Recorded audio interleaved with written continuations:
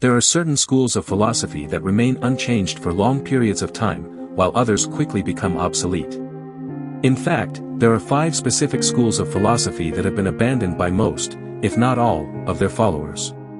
These schools have failed to stand the test of time and have been replaced by more advanced and relevant philosophies. Some of the oldest texts in the world are dedicated to philosophy, and while some schools of thought have endured over time, others have faded away. Mohism was a philosophy that emerged in China during the Hundred Schools of Thought era. Named after the Chinese thinker Mo Di, or Mozi, the school was once a significant rival to Confucianism. Many of Mohism's ideas are recorded in a text called Mozi, which is attributed to the school's founder.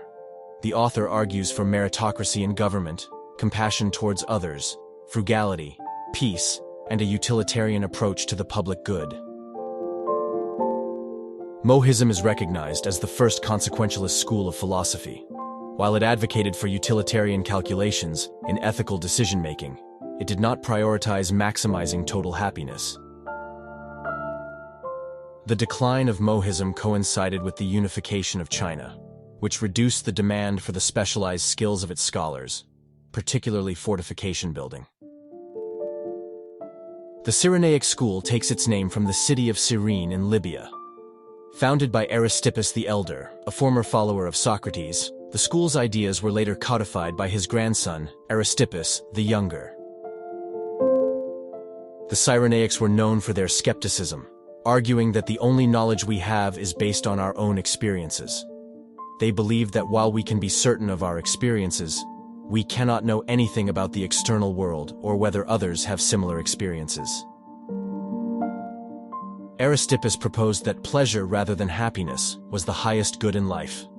According to their skeptical perspective, our experiences are all we truly possess, so why not make them pleasant?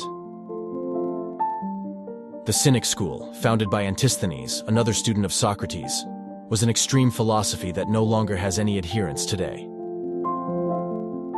The Cynics' extreme asceticism was tied to their ethical system, which advocated living solely for virtue. They believed that living in accordance with nature and leading a simple life dedicated to virtue, free from unnecessary possessions, was the ultimate goal. The Stoics were influenced by the Cynics and adopted some of their ideas in a more moderate form. Transcendentalism, the first American school of philosophy and literature, emerged in New England. It included notable thinkers like Ralph Waldo Emerson and Henry David Thoreau. Transcendentalism's emphasis on individualism remains radical to this day. Thoreau's essay Resistance to Civil Government, also known as civil disobedience, explores the right and duty of individuals to refuse cooperation with a government that goes against their conscience. The Cynic philosophers were included in lists of Stoic sages to be admired and emulated. Logical positivism, the most recent school on this list, can be considered a movement within analytic philosophy. It attracted renowned philosophers such as Bertrand Russell, A.J. Ayer, and Ludwig Wittgenstein, who were part of the Vienna Circle. Logical positivism aimed to apply verificationism, the idea that a statement is only true if it is a tautology or empirically verifiable, to philosophy. Wittgenstein attempted to solve philosophical problems by addressing semantic issues. His book Tractatus, which claimed to achieve this, was celebrated by the Vienna Circle, even though they didn't fully agree with it.